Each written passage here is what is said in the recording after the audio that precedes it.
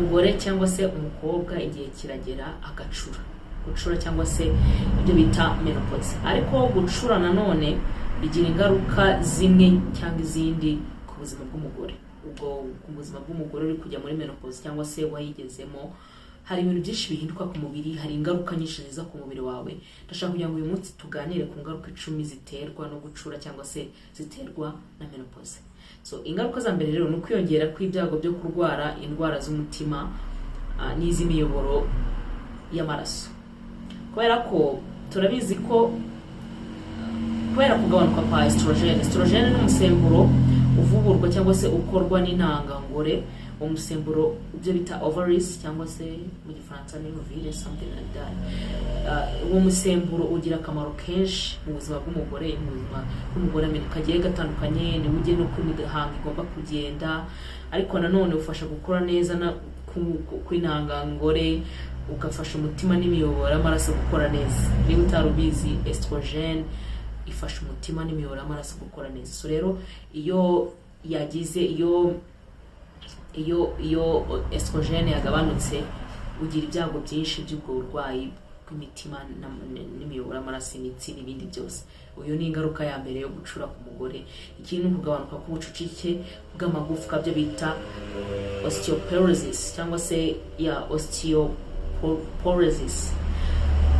Bigatuma umuntu avunika byoroshye. Umuntu ukirya mu mihango biri normal w'umukobwa cyangwa se w'umugore, ugifite ubucucike bw'amagufwa nyine buhagije, density cyangwa se uburemere bw'amagufwa ariko tudita uba nyine bugihari. Ariko iyo umaze gucura, kuvunika byoroshye kubera iyo osteoporosis iba iri kugenda ibaho mu mubiri. Iyo ni ingaruka ya kabiri yo gucura ku mugore.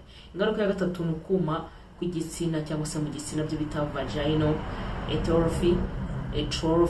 Ni uburyo mu gitsina haruma. Niba umaze gucura, tuzanabirebaho niba umuntu ucura koko nyuma yo gucura umuntu agomye gukora imibonano mpuzabitsina nk'ibisanzwe.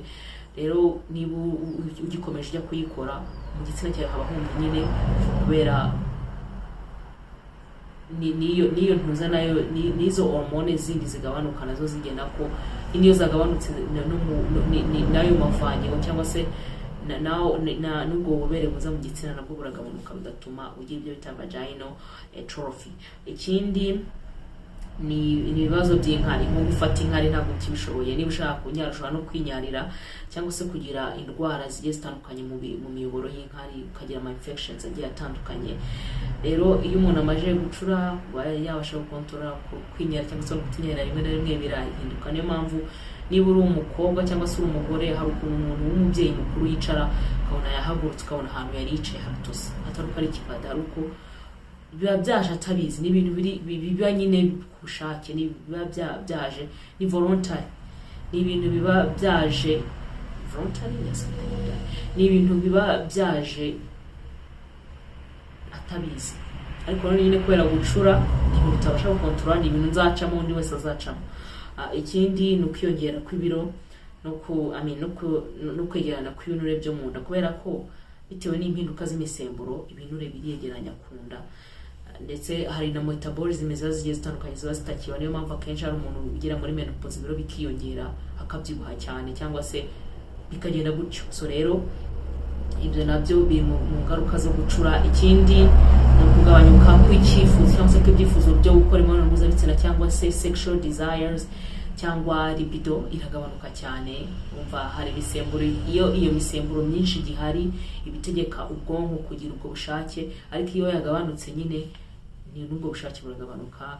Ikindi ni ukugira ibibazo byo gusinzira, ushobora gutuma udasinzira neza, ushobora gutuma usinzira cyane cyangwa se usinzira gakeya. Birahinduka cyane, guhinduka kw'amarangamutima, ukanya ukaba wishimye, ukanya ukaba urarakaye cyane, ukamara ukwezi urakaye, ukamara ukundi kwezi wishimye. Nyine biterwa kiri no kugabanuka nyine k'ubuzima bwiza, like quality of life iba decreased, iragabanuka nyine, generally iragabanuka kubera izo ngaruka nyine tugenda tuba mu mubiri. Ariko si buri mugore wese ugira ibyo bimenyetso cyangwa se izo ngaruka. hari buri wese n'umubiri we na nature y'umubiri we agira ingaruka zigiye zitandukanye za menopause. Rero twese naho byanditse ko tugomba kugira zimwe, ariko la majorité abagore benshi bagira ibyo ngibyo. Reference hano mbona kuye aya makuru still ni Mayo Clinic, niyo website nifashisha kugira ngo mbone aya makuru. So gucura hari ababyishimira ati turarutse kujya mu pada n'ibiki, kubyara biragabanuka.